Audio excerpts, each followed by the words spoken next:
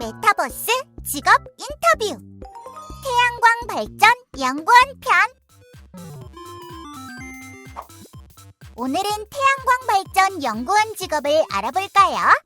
아이템 장착, 폴란드 유형 탐구형, 관습형 장착, 태양광에 대한 지식과 수학적 계산 능력 장착. 준비 완료! 이제 직업 메타 세상으로 고!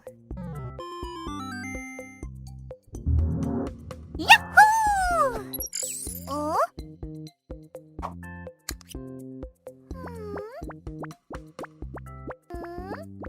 어? 아, 이곳이 태양광 발전 연구원이 일하는 곳이군.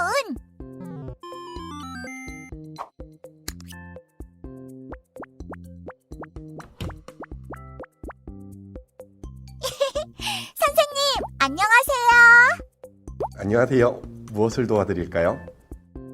태양광 발전 연구원에 대해 알고 싶어요. 태양광 발전 연구원 김현준입니다. 저와 함께 직업에 대해서 알아볼까요?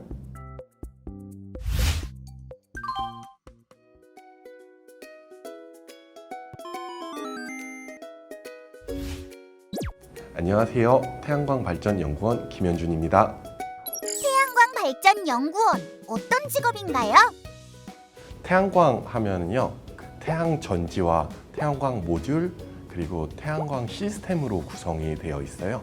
그래서 태양 전지가 빛 에너지를 전기 에너지로 바꿔서 전기를 생산하게 되고요. 태양광 모듈은 그런 태양 전지를 보호하는 회로가 되는 거고, 태양광 시스템은 이렇게 만들어진 전기를 사용하게 되는 시스템을 구현하는 곳으로 만들어져 있고요. 지금 인터뷰하는 저는 태양광 모듈에 대한 연구를 하고 있는 연구원입니다. 태양광 발전 연구원의 업무에 대해 자세히 설명해 주세요. 태양광 모듈 분야에서는요, 태양전지가 150 마이크로 정도, 이게 한 머리카락 하나 정도 두께 되거든요. 그래서 굉장히 얇은 소재이기 때문에 깨지거나 이런 파괴 위험성도 굉장히 높아요. 그래서 이거를 모듈 구조로 만들어서 태양광 모듈 같은 경우에는 25년에서 30년 정도의 수명을 가지고 있거든요. 그래서 얘가 그 정도 수명을 가져갈 수 있는지, 그리고 그만큼 전기를 꾸준히 생산할 수 있는지에 대해서 제품을 연구하는 분야를 가지고 있습니다. 어떤 계기로 이 직업을 갖게 되셨나요? 학부 시절에는 반도체 쪽에 대해서 좀 학업을 수행하러 하고 있었고요. 그 이후에 석사 때 LED라고 해서 흔히 이런 형광등 같은 데에서 들어오는 LED에 대해서 연구를 했었는데, LED 자체가 전기 에너지를 빛 에너지로 바꿔주는 기술이잖아요. 그런데 태양광 같은 경우에는 LED의 반대인 거예요. 빛 에너지를 전기 에너지로 바꿔주는 거꾸로 되는 그 과정이어서, 그러면은 이쪽 분야가 LED나 이런 분야보다 앞으로 미래에 성장할 가능성이 훨씬 더 큰 분야이기 때문에 태양광 쪽을 선택해서 계속 연구를 진행하고 있습니다. 현재 진행 중인 태양광 발전 연구 프로젝트에 대해 소개해 주세요. 태양광이라고 하면은 친환경, 신재생, 탄소 절감 이런 키워드들이 붙게 되어 있잖아요.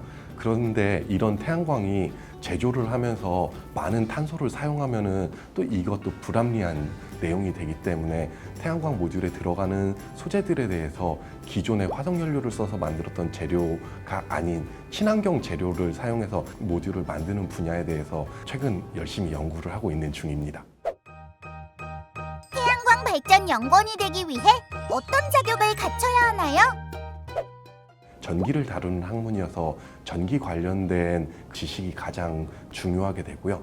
얘 자체가 빛 에너지를 쓰는 애였으니까 광학 분야에 대한 전문 지식도 좀 필요하고요. 그 다음에 5개에서 30년 정도 보장을 해야 되기 때문에 물리학에 대한 피지컬적으로 어느 정도 버티는지 물리학, 그리고 마지막으로는 화학 분야가 들어가게 되거든요.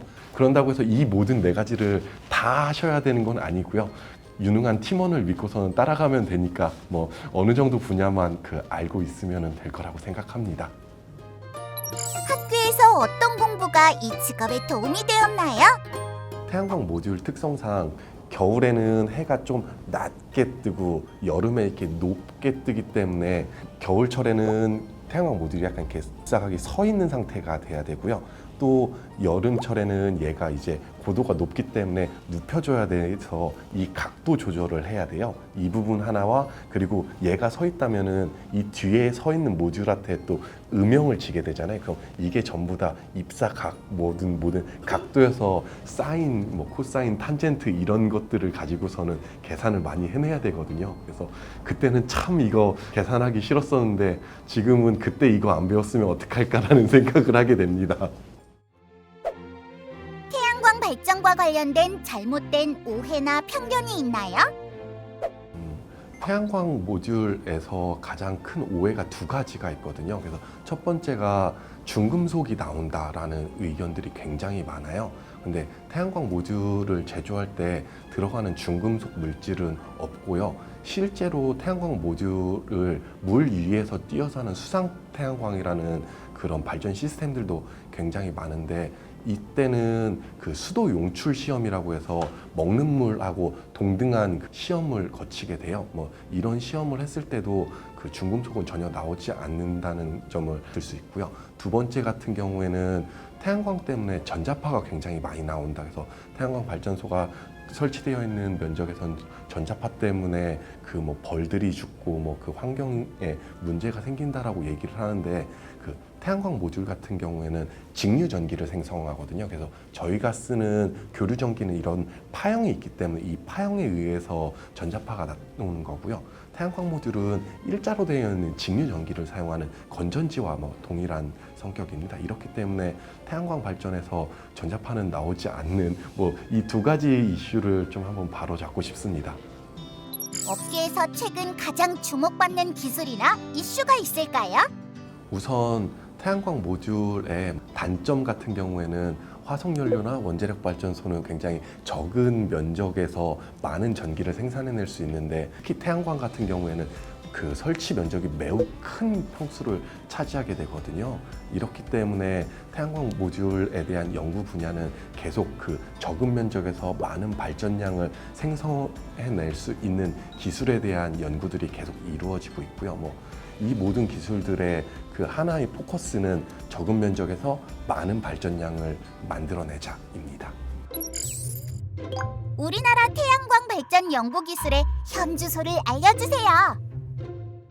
다행히도 우리나라 태양광 발전의 그 현 주소는 매우 밝음이라고 표현할 수 있는데요. 이유가 지금 태양광에 대해서 좀 글로벌 리더로 부각되고 있는 나라가 중국, 독일, 일본 그리고 대한민국 이렇게 네 개의 나라가 가장 그 최애 그 선진 기술을 가지고 있는 나라이기 때문에 앞으로 이쪽 분야에 대해서는 뭐 더 밝은 미래가 있을 것 같습니다. 태양광 발전 연구원을 꿈꾸는 저희에게 응원의 메시지 부탁드려요. 태양광 분야는 2000년대 초반부터 해서 지금까지 지속적으로 꾸준히 성장해 나가고 있고 앞으로 향후 뭐 2050년, 2070년도 이후까지 크게 성장할 분야입니다. 또 우리나라가 글로벌 탑 수준의 기술력을 보유하고 있기 때문에 여러분들이 취업하시는 그때에도 아마 태양광 분야는 지속적으로 발전을 하고 있을 거이기 때문에 많은 관심을 부탁드립니다.